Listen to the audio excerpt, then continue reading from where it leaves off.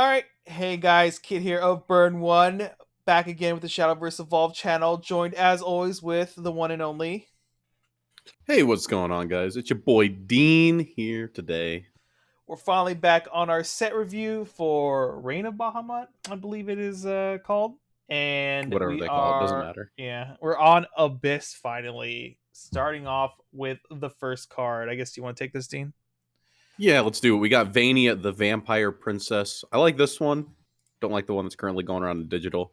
It's a 2 mana 2/2, and it has fanfare. It gets +X+X. X is the number of forest bats on your field.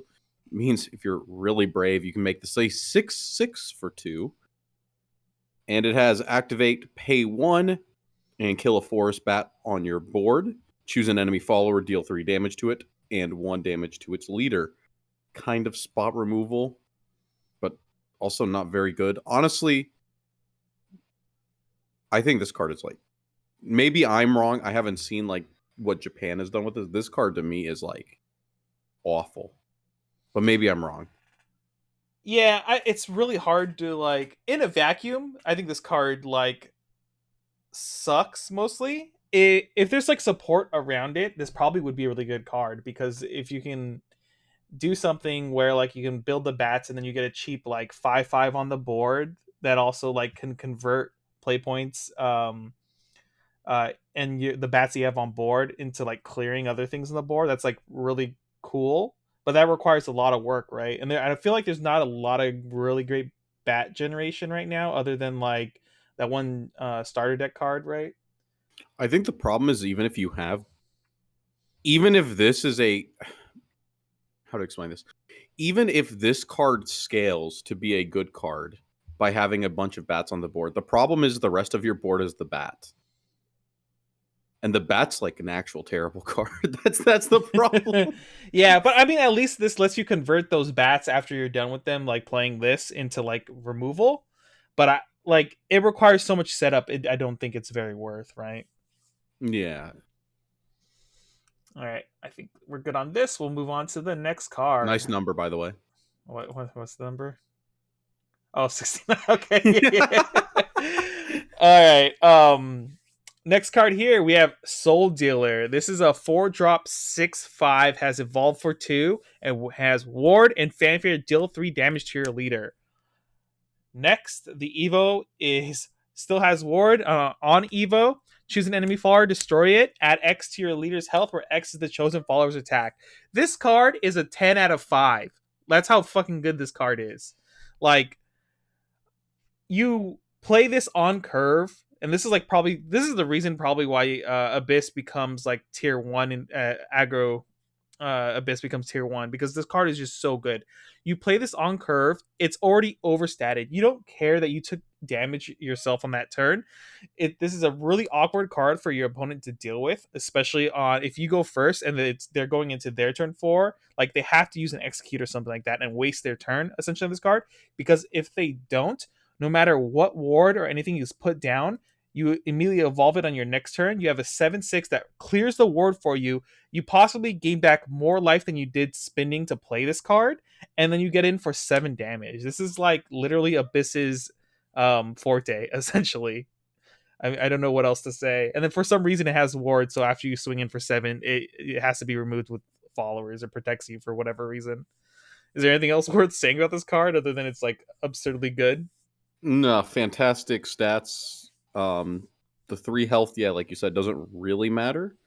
Mm-hmm. If anything, it can sometimes be an upside, right?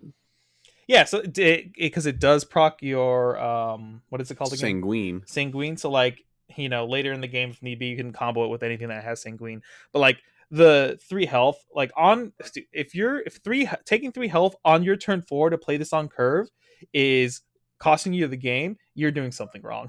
Like at that point, 3 health on your turn 4 shouldn't matter that much, especially when the payoff is this good, right? Yeah, definitely a super solid card. Gonna Yep. be exciting to brew some Abyss list with this in it.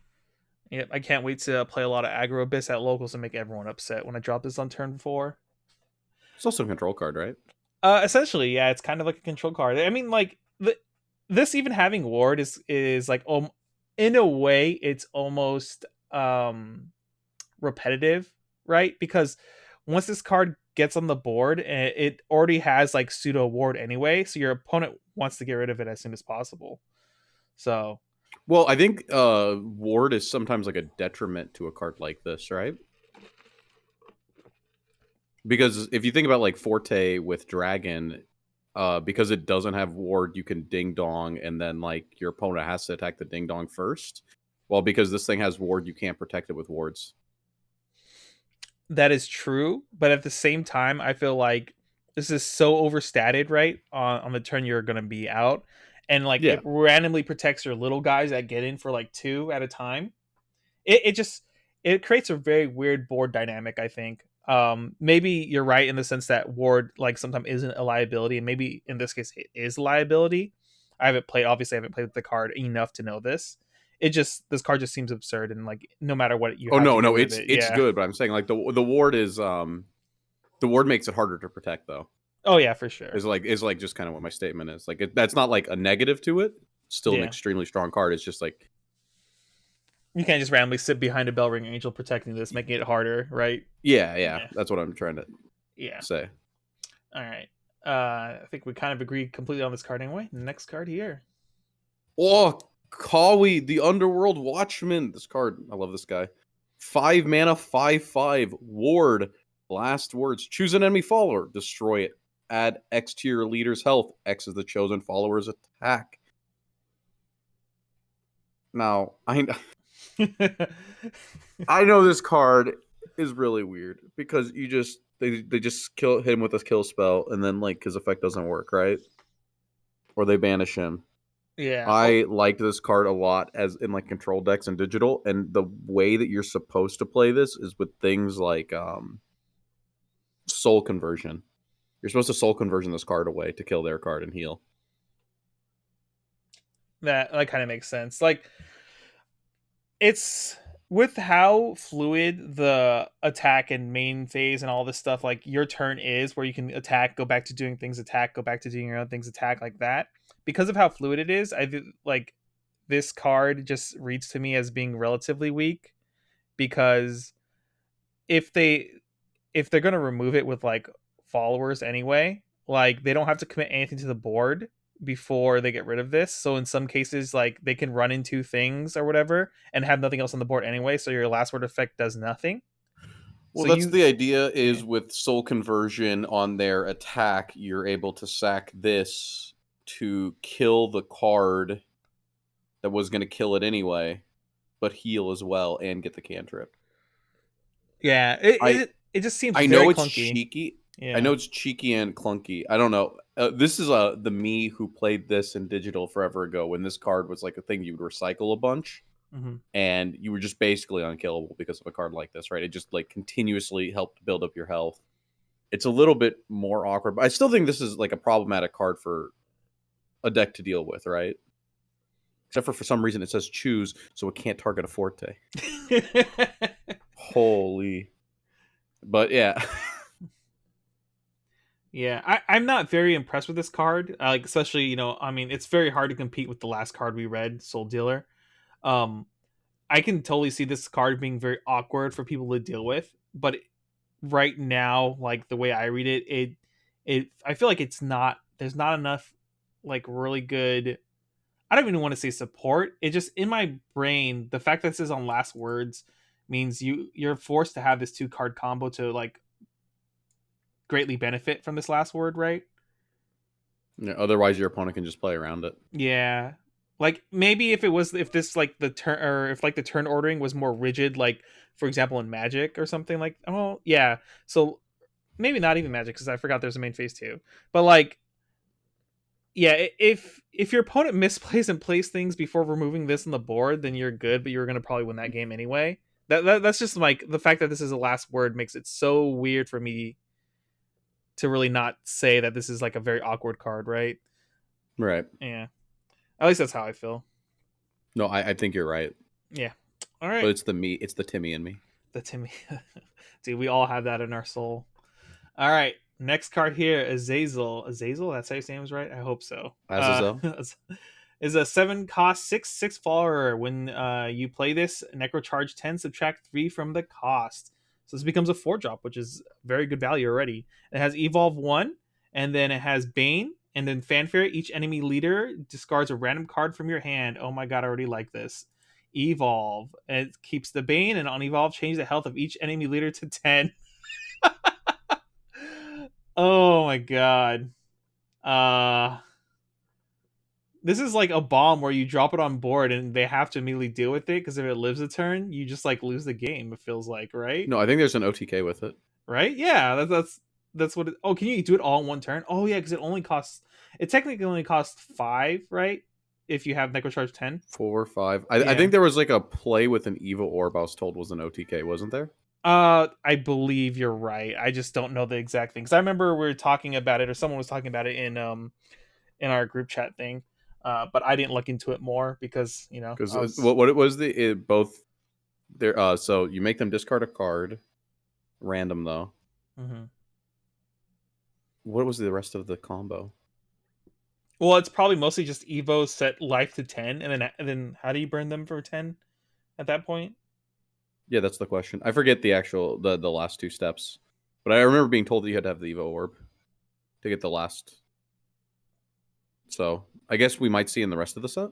Might be, yeah. Um, Reading this card like in a vacuum right now, this card seems insane because like in my brain, anytime this just lives a turn and you're allowed to Evo it and not have to worry about your opponent doing anything, like if they don't answer it, they're very sad. And like for example, like playing against Dragon or Haven or something that's like healing a ton on their own turn, so you don't even care about your opponent's life total until you drop this out, because at any point, like it doesn't matter if they're at 100 life, this is going to just remove 90 life from them, right?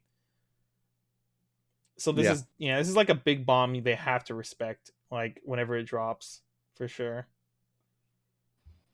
keep those Haven decks in check. Yeah. All right, next card here. Vampiric Fortress, 1 mana amulet. Fanfare, look at the top 3 cards of your deck. You may reveal a vampire card from among them and add it to your hand. Put the rest on the bottom of your deck in any order. And then you can act 1 play point, tap, sack, put a force bat onto the field. Wow. The Vampy, 2 mana to put a 1/1 on your board. No, it's 2 mana to top check 3, get nothing because there was no vampire, and then get a 1/1 on your board. This is, I mean, this is just support for like a meme archetype is the way to look at a card like this. It's not that it's like it's inherently bad because it's supporting a meme. Yeah, like if the vampire trait gets like a lot of support at some point, this card has potential to be decent, right? In like those type of archetypes.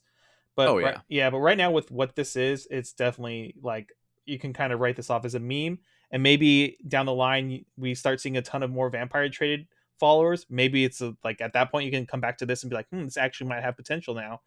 But outside of that, this seems like like you said, like a meme. It supports a meme archetype right now. Yeah. All right, next card here. Veight, is that how you say his name? Veight? Yeah. Yeah, Veight Vampire Noble. It's a 2-drop 2/2, evolve for 1. It has strike, put a force bat into the field. The Evo form here has strike, put a force bat into the field, and then on evolve, put a force bat into your EX area. Huh. Bat support. More bat support. This reads to me kind of like almost the worst mummy, right? From the starter deck. Because there's the on Eve, well, I mean, I guess this still holds the strike pre Evo. I think cards like this are like super awkward. The only thing I like about a card like this is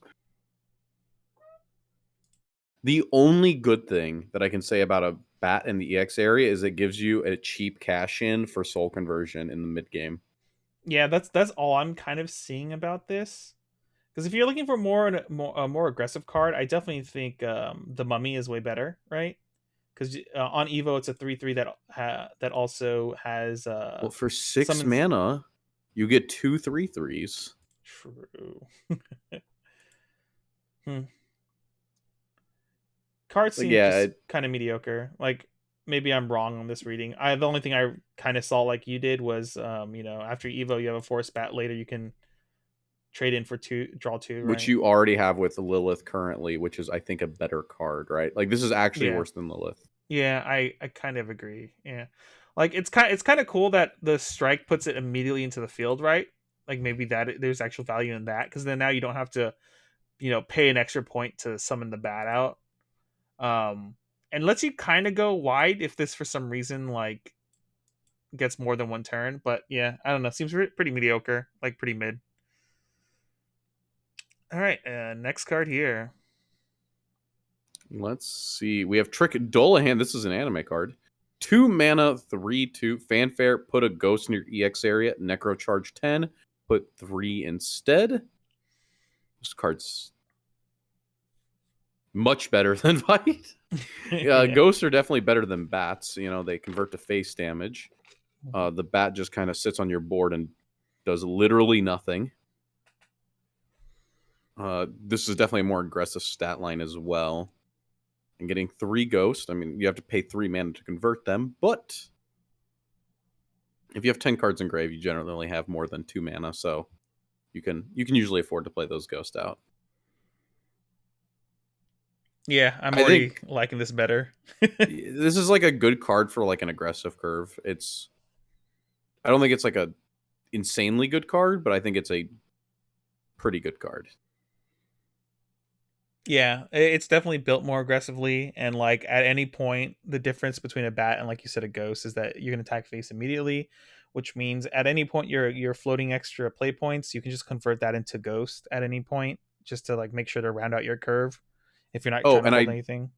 something I want to say that's actually very relevant is like the spell chain list, right? Like spell chain rune or any like heavy removal Mm-hmm. like deck. It's kind of nice that these ghosts go to the EX area because I don't know about you, but Angelic Barrage is a card that a couple lists play. And it's kind of annoying when you like Phantom Howl and you get all the ghosts at once, right? And then you go attack with a ghost, and then all of the ghosts get removed. So it's kind of nice to be able to go EX area, summon ghost, swing one. Okay. That's stuck. Summon the next ghost, right? It makes there's like less of a point of failure there. Yeah, yeah, you're basically not all in and getting like blown out by one card now, because you can play around it essentially. Yeah, so That's a that is a really, nice thing. yeah, that is a good point to bring up for that. I like this card overall though. Seems pretty solid. Next card here, Precious Bloodfang. All right, two. It's a 2-drop spell. Choose one of the following. The first thing is put a number of forest bat into the field equal to the number of cards in enemy field. 2, all your forest bat get +1/+1. Um, how the hell? You're staring down a sword board of 5 dudes, and then you summon 5 1/1s. Unstoppable. This, And then you die. yeah, this seems like it just does nothing unless you're gonna have, like, once again, if the whole vampire archetype slash forest bat archetype is something, this card is probably decent, because then you can buff up all your bats, or for some reason if you need to get a bunch of bats out, you can. This card is awkward too, because like if your opponent has a full board and and you want to play Vampy or something like that, you can't really play this spell and then play Vampy for like the big Vampy, because now your board is full. Oh, I think it's um just like more egregious is that like if your opponent has a full board, you get like a far worse board. Like yeah. that's like the big problem. Like I don't know, even fairies, like a lot of fairies are on Titania. So like even the 1/1 fairies are better than your bats. Yeah. So yeah, it's quite awkward, I think. Yeah, this card right now does not read very strong, so all right, next card here. Was this you? Mini Soul Devil, 2 mana, 3/2. When one of your followers evolves, deal 2 damage to all enemy leaders. Another one of these evolve cards, giving you a little bit more, I don't even know, like, not synergy. It's just like benefit for evolving more aggressively. But the weird thing is that this card has to already be on the board. Yeah, this is like This one is. What was the other one that I said was there's other ones. decent? Was it like this, I or did can't it deal remember. damage? Or no, it got attack. Yeah, this is Yeah. better than the one that got attack. I think the one got attack is like already. Oh, like if you're gonna be playing one of these, you're gonna be playing one that Mhm. does something when you evolve, and 2 face damage is pretty good. Yeah, like so. This is my thought immediately when I saw this. Is that first the stat line if for being aggressive is pretty decent, right? Because it's an okay 2-drop because it's a 3/2. We're being aggressive here. The fact this hit face is really good. So like I can see scenarios where like turn 4 you play Soul Dealer, and then they don't answer it. They pass back to you. You have 5 play points now. You can play this and then Evo Soul Dealer to get a 2 extra damage, and then 7 face them. So that's 9 plus um whatever else you get, right? So like I can see like little plays like that. I just these on evolve effects are just so hard to like evaluate very well, I right? think if there's one to play, it's this one, right? Because like even Yeah, playing this out on 3, it's they have to remove it, or if they don't, it's like 5 damage the next turn, right? yeah. This is still like I think this is probably the best one we've read so far, and it's always really hard to evaluate these, at least for me. It's just very awkward until we get to that point where we play a card and like 3 things evolve on our board, like in digital, all at once. But This is an OTK. yeah. Yeah. I like this for what it is. It being like a bronze and everything too. All right. Next card. Moriana the Bejeweled is 3 cost, 3/4 follower. Has fanfare if Crimson is or that's what is it in English? uh, Sanguine. Sanguine is active for you. Add 3 to your leader's health and draw a card. I like this. I like this too. The stat line is pretty decent. 4 on a 3-drop is like still relatively like big enough to dodge most removals, right? Um, Stat line is okay. A lot of times with this type of deck, you're gonna be able to activate this, right? So Yeah, and then yeah, it's also like helps keep your health. I think the weird part is that usually you activate Crimson for an aggressive play, yeah, but then this is a defensive play. yeah. That is true. I just like the fact that you get to draw a card too. Always feels good. Maybe this isn't good. This is probably way better in like a more control deck. Maybe this isn't like good enough to be in an aggressive deck. I don't even know if like this really finds a home in a control deck. This is probably more of like a mid-range deck type of archetype thing going on here, right? Mm, I think it'd be control, like right. Like I don't know, mid-range control. I guess they're kind of similar esque. Yeah, they can be pretty similar. This card seems pretty decent, but it's definitely not an aggro archetype type of card. Oh, definitely not. Yeah. All right. Next card here. Demonic Hedonist, 2 mana, 2/2, evolve for 1. At the start of your end phase, if Crimson is active for you, draw a card, then discard a card. Then on What's the evolve evolve. do? Becomes a 3/3 strike, deal 1 damage to all leaders. At the start of your end phase, so same thing. So just basically procs itself while dealing 1 damage. Filter fuels the Fuels Necro Necro Charge, Charge. Yeah. but in a meaningful way. I don't like the current Necro Charge cards where they just like mill random cards off the top of your deck. Yeah. It kind of feels bad. At least with this thing, you can like discard the bad cards like Mr. Skeletal. Dig is Yeah. always good. It's hand neutral, but it kind of sucks, right?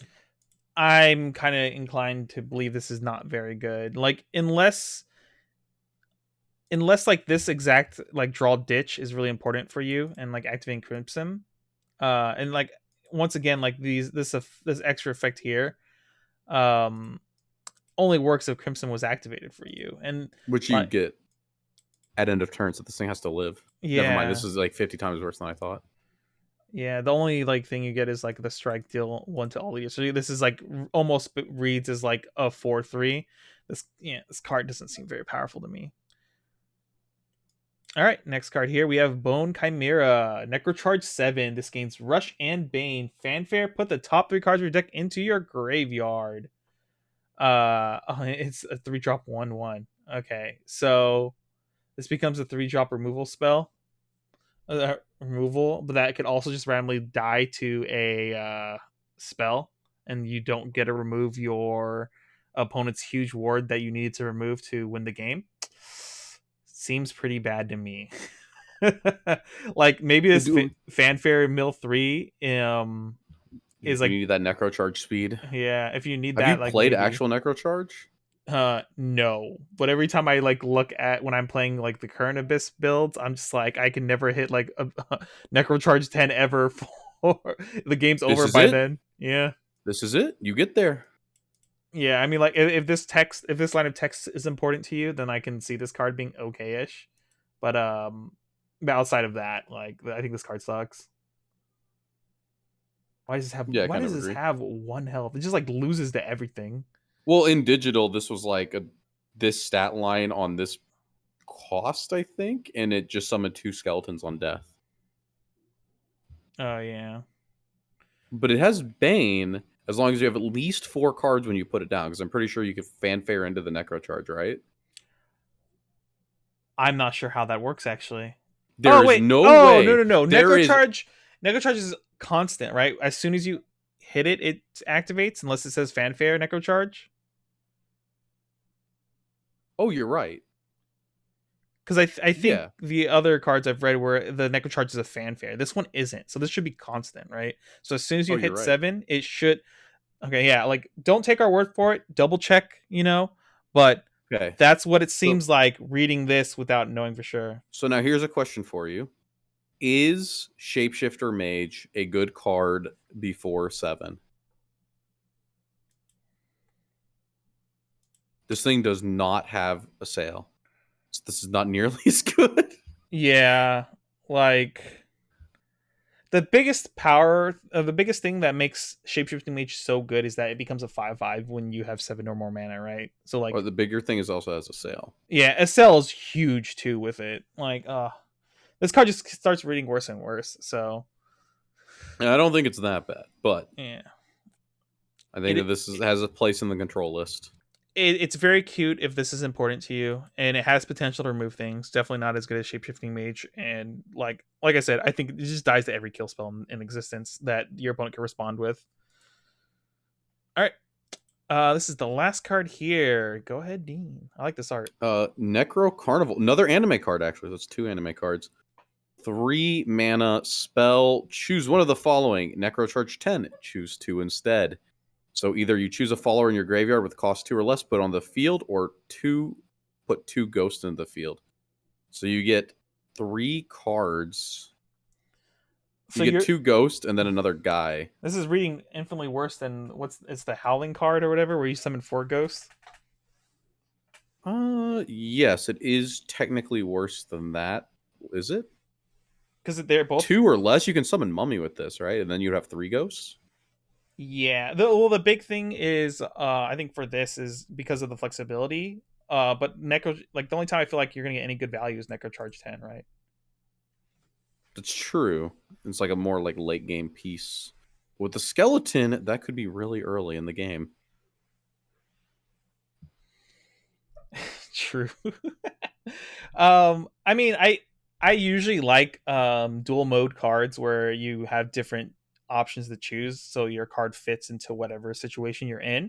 But this card doesn't read very powerful to me until Necrocharge 10, and then there's potential for this to be really strong.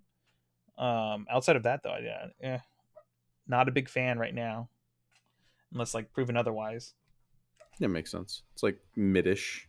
Yep. But I don't think it's that bad.